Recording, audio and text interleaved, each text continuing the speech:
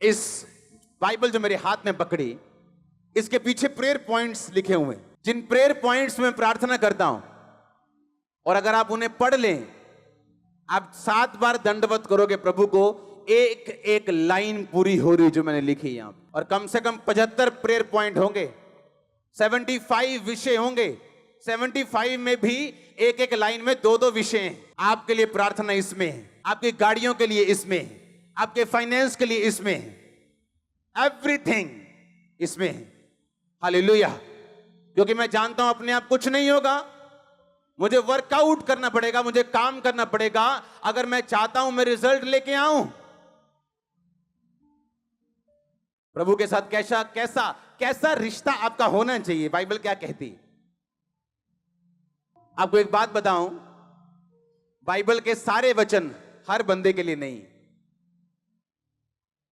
एक कलीसिया ने जब पौलुस के मिशनरी काम में उसकी सहायता की, पौलुस कहता अब मेरा परमेश्वर तुम्हारी हर घटी को मसीह यीशु में क्या करेगा। किसको बोला? किसको बोला? उस कलीसिया को बोला कि दारू पीने वाली कलीसिया को बोला, कि नशा करने वाली कलीसिया को, कि सेवकों की निंदा चुगली करने वाली कलीसिया को? किसको बोला उसने?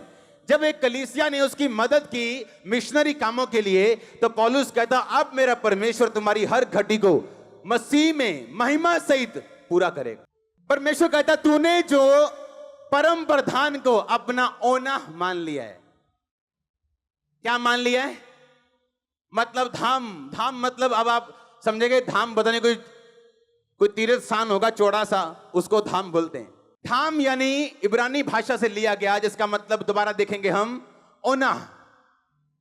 ओना शब्द तब यूज किया जाता है जब हस्बैंड और वाइफ इकट्ठे रहते हैं। ओना शब्द का मतलब ड्यूटी ऑफ मैरिज, इकट्ठे रहना।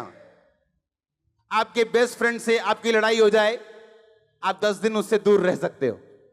हां, रह सकते हो कि नहीं? पर अपने हस्बैंड से नहीं रह सकते। घर थोड़ी छोड़ जाओगे। वाइफ से तो नहीं रह सकते, घर थोड़ी छोड़ जाओगे। हाँ या ना? जिस बात से आपके दोस्त के साथ आपका रिश्ता बिगड़ सकता है, पर आप अपनी फैमिली में वो रिश्ता नहीं बिगाड़ते हो। समझ रहे हो कि नहीं? हां, परमेश्वर कहता तूने जो अपना रियल फैमिली मुझे मान लिया है, जैसे हस्बैंड और वाइफ इकट्ठा रहते हैं, अगर तू मेरे साथ इकट्ठा रहे तो कहता कोई विपत्ति तुझ पर ना पड़ेगी, ना कोई दुख तेरे डेरे के निकट आएगा। अगर आप इसको पढ़ो तो परमेश्वर ने कहा इंग्लिश में कोई प्लेग,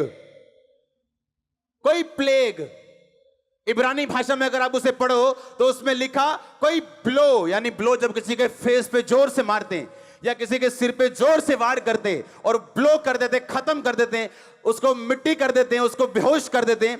परमेश्वर ने कहा अगर मैं तेरा पति हूं और तू पत्नी की तरह मेरे साथ रहे तो तेरी लाइफ में ऐसा कुछ नहीं होगा जो ब्लो करे और तू गिर जाए। ऐसा कैंसर कभी ना आएगा, ऐसी एड्स कभी ना आएगी। और आपका आमीन छोटा है चर्च। इसलिए मैंने कहा आपकी सेवा जितनी उम्र जी बढ़ती जाए, क्योंकि वरदान सेवा बढ़ाते हैं। वो एक करप्ट आदमी के पास भी हो सकते हैं वरदान, और एक अच्छे आदमी के पास भी हो सकते हैं, पर जो चीज आपको लंबा रखती है, लॉन्ग लाइफ देती है, वो है ओना, यानी प्रभु को अपना धाम बनाना, उसके साथ जुड़ना। जैसे एक हस्बैंड और वाइफ होते हैं, परमेश्वर ने वो शब्द यूज किया ओना, ड्यूटी ऑफ मैरिज। यानी अगर तूने परमेश्वर को अपना पिता, अपना पति, अपना धाम मान लिया है तो कोई ब्लो तुझ पे ना आएगा, कोई विपत्ति तुझ पे ना पड़ेगी, ना कोई दुख तेरे डेरे के निकट आएगा। हालेलुया। आप जानते परमेश्वर ने क्या कहा बाइबल में? जो कलीसिया है उसे किसी बाहरी वातावरण से डरने की जरूरत नहीं, किसी सरकार से डरने की जरूरत नहीं, उसे किसी शैतान से डरने की जरूरत नहीं। आप जानते हैं क्यों? बाइबल कहती है अपनी समझ का अगर तू सहारा ना ले, अगर तू यहोवा को याद करके सब काम करे, तो तू मनुष्य और परमेश्वर दोनों का अनुग्रह पाएगा। सुनो, मैं नहीं जानता कौन है क्या है, क्रिश्चियंस लोगों के ऊपर इंडियन गवर्नमेंट बड़ा फजल करेगी यीशु मसीह के नाम में। आप देखना, आप देखना। ओपनली कुछ ना हो, लेकिन खुदाबंद करवाएगा। उसने कहा तुम मनुष्य और परमेश्वर दोनों का अनुग्रह पाएगा जब आप प्रोवर्ब्स नीति वचन 3 उसकी 1 से लेके आगे पढ़ते हैं।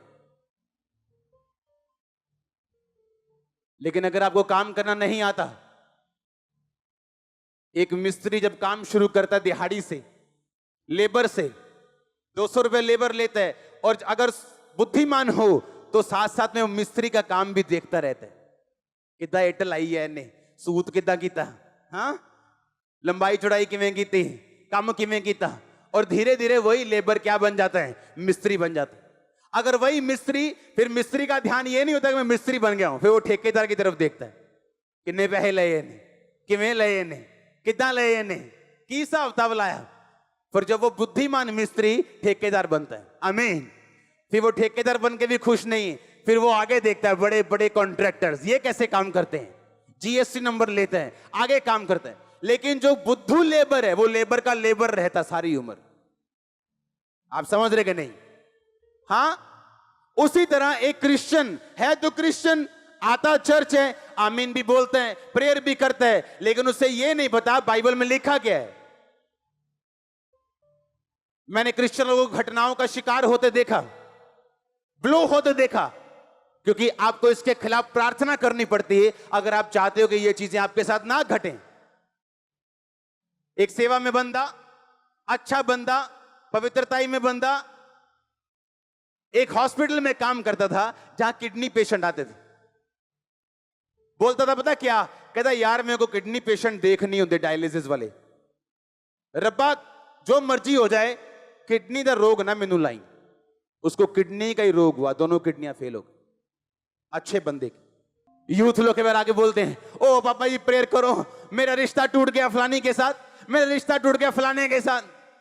ये तो अच्छी बात हो गई, द बेस्ट इज कमिंग। ओना शब्द तब यूज किया जाता है जब हस्बैंड और वाइफ इकट्ठे रहते हैं। ओना शब्द का मतलब ड्यूटी ऑफ मैरिज, इकट्ठे रहना।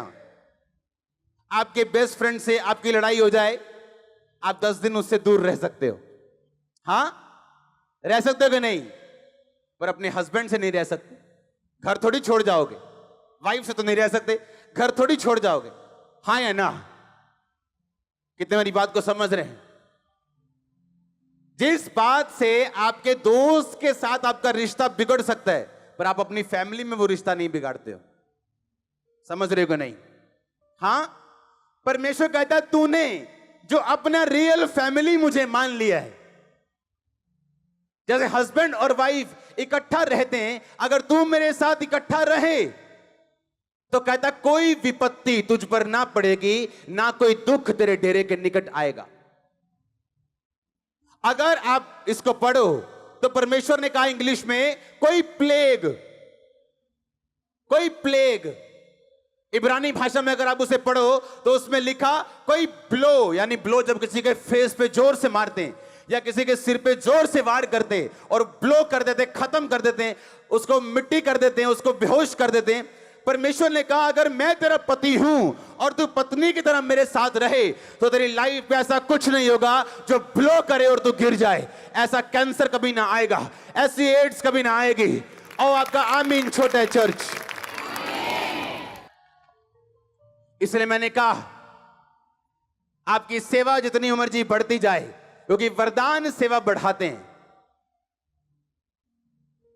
वो एक करप्ट आदमी के पास भी हो सकते हैं वरदान, और एक अच्छे आदमी के पास भी हो सकते हैं, पर जो चीज आपको लंबा रखती है, लॉन्ग लाइफ देती है, वो है ओना, यानी प्रभु को अपना धाम बनाना, उसके साथ जुड़ना। जैसे एक हस्बैंड और वाइफ होते हैं, परमेश्वर ने वो शब्द यूज किया ओना, ड्यूटी ऑफ मैरिज, यानी अगर तूने परमेश्वर को अपना पिता, अपना पति, अपना धाम मान लिया है तो कोई ब्लो तुझ पे ना आएगा, कोई विपत्ति तुझ पे ना पड़ेगी, ना कोई दुख तेरे डेरे के निकट आएगा। जो कलीसिया है उसे किसी बाहरी वातावरण से डरने की जरूरत नहीं, किसी सरकार से डरने की जरूरत नहीं, उसे किसी शैतान से डरने की जरूरत नहीं। आप जानते हैं क्यों? बाइबल कहती है अपनी समझ का अगर तू सहारा ना ले, अगर तू यहोवा को याद करके सब काम करे, तो तू मनुष्य और परमेश्वर दोनों का अनुग्रह पाएगा। सुनो, मैं नहीं जानता कौन किया है क्रिश्चियंस लोगों के ऊपर इंडियन गवर्नमेंट बड़ा फजल करेगी यीशु मसीह के नाम में, आप देखना। ओपनली कुछ ना हो, लेकिन खुदाबंद करवाएगा। उसने कहा तुम मनुष्य और परमेश्वर दोनों का अनुग्रह पाएगा जब आप प्रोवर्ब्स नीति वचन 3 उसकी 1 से लेके आगे पढ़ते हैं कि धर्मी अपने नाती और पोतों के लिए संपत्ति छोड़ जाता है। धन और घर पुरखाओं के भाग से और बुद्धिमती पत्नी यहोवा की ओर से मिलती। हर ब्लेसिंग बाइबल में से, हर ब्लेसिंग खुदा की ओर से।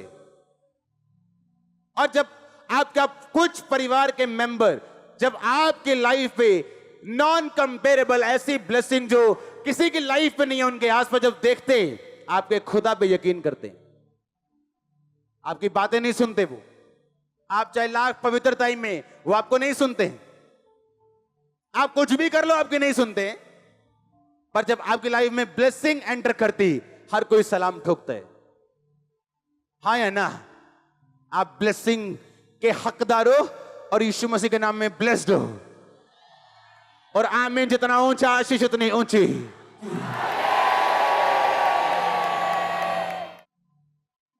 हालेलुया। मैं आप में वो बीज डाल दूंगा कि आप बढ़ोगे। आपको मालूम होगा कुछ भी अपने आप नहीं। पौलुस कहता पहला कुरिन्थियों 14 में, कहता, सुनो मेरी बात, घर जाके पढ़ना। कहता जो अन्य भाषा में बातें करता है वो अपनी ही उन्नति करता है। यूनानी भाषा में लिखा उन्नति का मतलब शरीर, शारीरिक उन्नति, आत्मिक उन्नति और प्राण की उन्नति। शरीर यानी पैसे की उन्नति, बिजनेस की उन्नति, फैमिली की उन्नति, बीमारियों में फ्री हो रहे हैं, डिलीवरेंस हो रही, शरीर की उन्नति हो रही। आत्मा की उन्नति मतलब प्रभु के बारे में पता चल रहा है, खुदाबंद की ओर पहचान हो रही, पाप पे फतह हो रही। प्राण की उन्नति, प्राण सोल की उन्नति का मतलब ये है आपकी लाइफ की इमोशनल हीलिंग प्रभु आपको दे रहे हैं।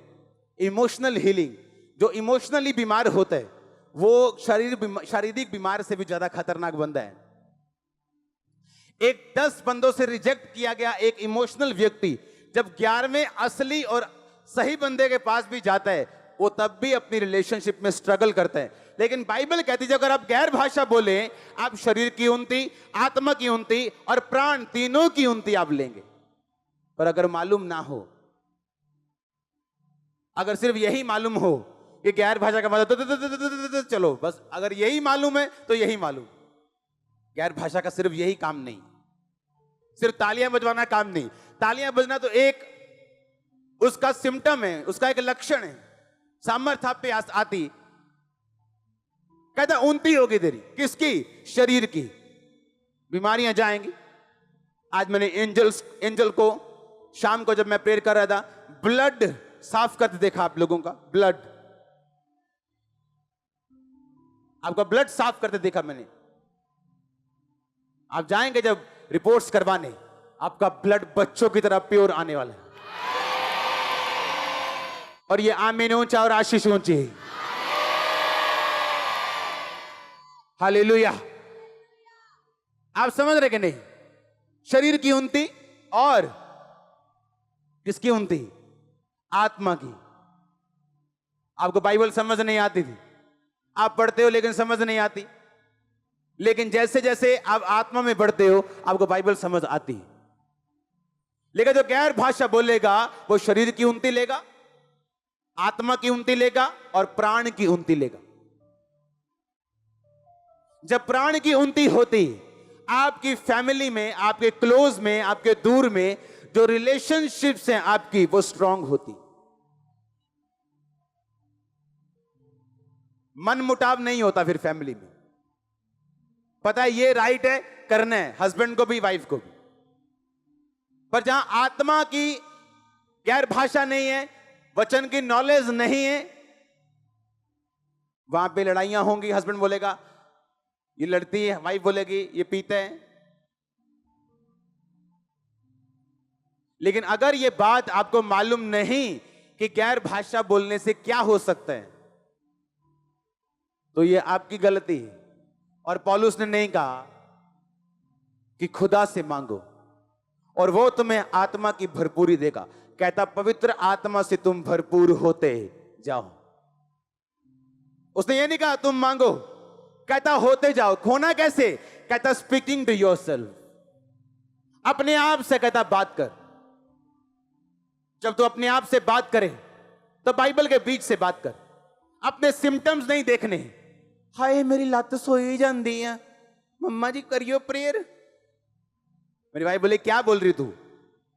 अगर तू मुंह से बोली जाएगी मेरी लत सुन, मेरी बांह सुन, तेनू खुदा भी तेरे सुनपन नू हटा नहीं सकता।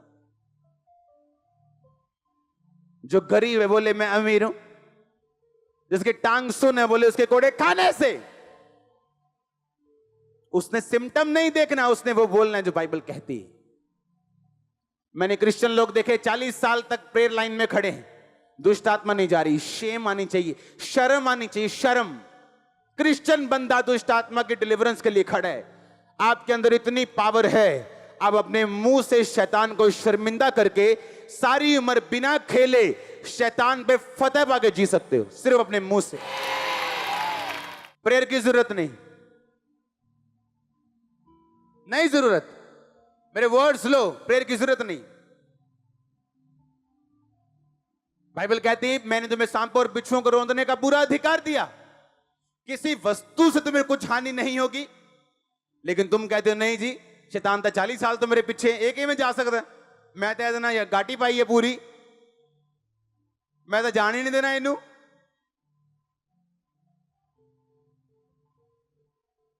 नहीं जी 40 साल तो मेरे नाम में जादू की तई कहे ने। अगर आप अपने मुंह से बोलोगे आपके अंदर शैतान है तो परमेश्वर उसे निकाल नहीं पाएगा। आपके अंदर कौन है? किसकी बेटियां हो, किसके बेटे हो? तो अंदर कौन है? अगर जिस कुर्सी पे शैतान बैठा है परमेश्वर कैसे बैठ सकता है? अगर आपने खुदावंद को कबूल कर लिया तो आप किसके बेटे बेटियां हो? तो यीशु मसीह का बेटा और बेटी, उसके अंदर कौन होगा? शैतान। शैतान होगा। या तो आप फिर बेटे बेटियां नहीं हो। अगर बपतिस्मा ले लिया तो हो, तो अगर वो नहीं उठा जबरदस्ती उठा दो उसको। और कभी ना बोलो मेरे अंदर शैतान है, क्योंकि आपको खुद काम करना है। आप पहले बोलो मसीह में आने से पहले मेरे अंदर शैतान नहीं है, वो कभी नहीं जाएगा। पर अब आप में पावर है, आपके मुंह में ताकत है। काम करना कैसे आपको समझाया गया है, छुटकारा कैसे पाना आपको समझाया गया है। यीशु मसीह ने क्रूस से बोला सब कुछ पूरा हुआ, होगा नहीं, हुआ। तेरी मुक्ति का काम हो गया, छुटकारे का काम हो गया, चंगाई का काम हो गया, बरकत का काम हो गया, सब कुछ पूरा हुआ। अब तू स्वीकार करेगा, पूरे हुए कामों पे विश्वास करेगा, तू पाएगा। पौलुस ने कहा मैं ये चाहता हूं तुम भविष्यवाणी करो। हर बंदा प्रोफेट नहीं है।